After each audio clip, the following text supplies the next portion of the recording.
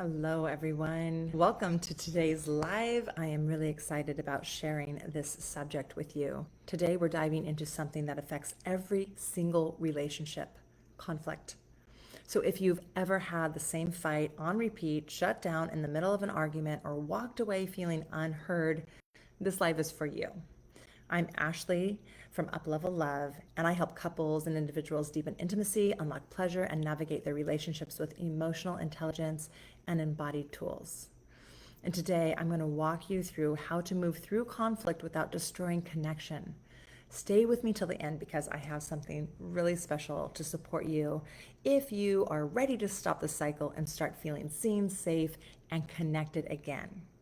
So, if you've ever found yourself shutting down, exploding, or feeling hopeless during a disagreement, this is for you.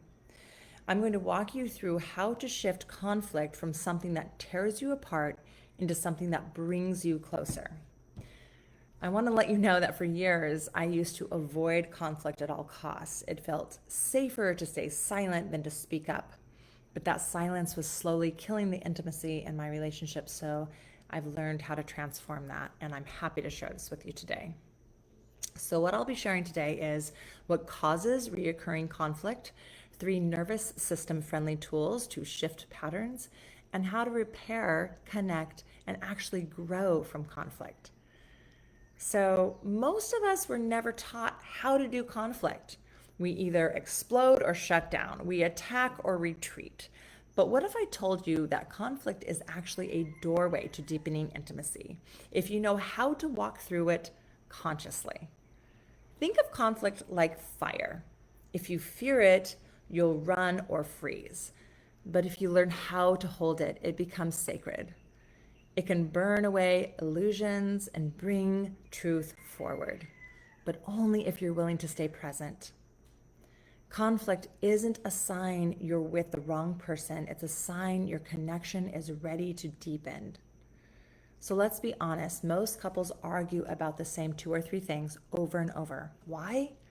Because underneath the argument about the dishes, the tone of the voice, the forgotten text, is usually an unmet emotional need, and often a nervous system pattern rooted in past experiences. Maybe one partner needs to feel safe and the other needs to feel free, or one needs validation and the other needs space. And what happens when we get triggered? The nervous system goes into fight, flight, freeze, or fawn. And you're no longer 2 adults trying to solve a problem. You're 2 reactive systems trying to survive. So most conflict isn't about what it seems like. It's often unmet needs, past wounds, and nervous system activation. So when you're in fight, flight, freeze, or fawn, you're not in connection. You're in protection. This is really important to understand.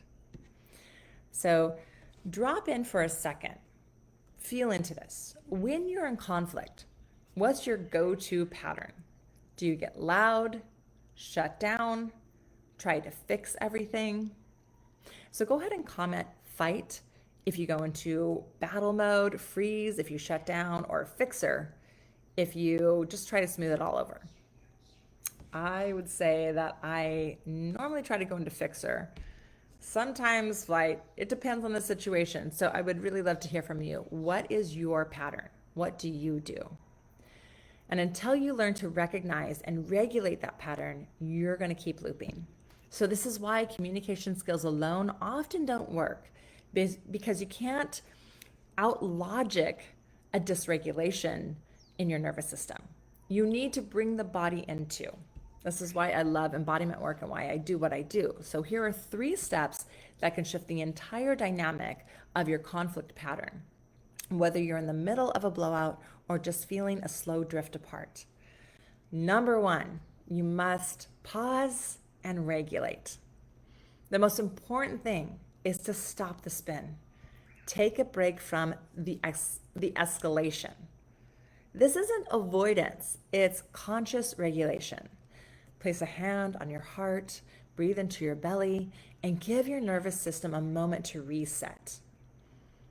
Something that you can say to your partner is, I love you, and I want to keep this conversation healthy. I need 20 minutes to ground, then let's come back. This is a great way to stay in presence with each other, let each other know that you love each other, and that you're going to go actually take self accountability for your own nervous system. And it gives them an opportunity to do the same. We don't want to weaponize it, like just really do your work, calm, come back into connection with yourself, and then come back to the conversation.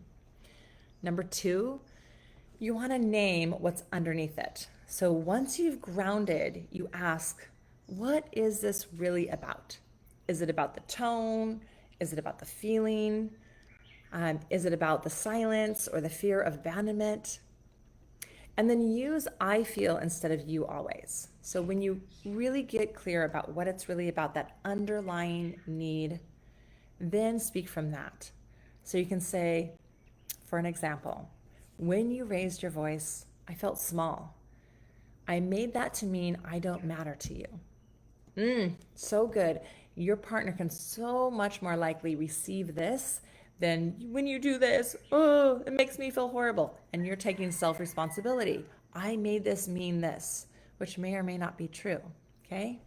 This invites connection instead of blame. And then the third tool is to repair. Repair is more important than being right. If you have a fight thinking, I won, newsflash, you both lost. So you want to focus on repair. You want to circle back after emotions settle, apologize for the impact, not just the intention, okay?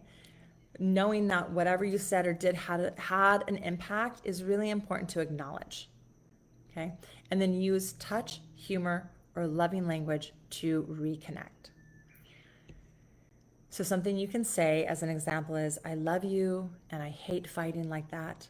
Can we talk about what just happened when you feel ready?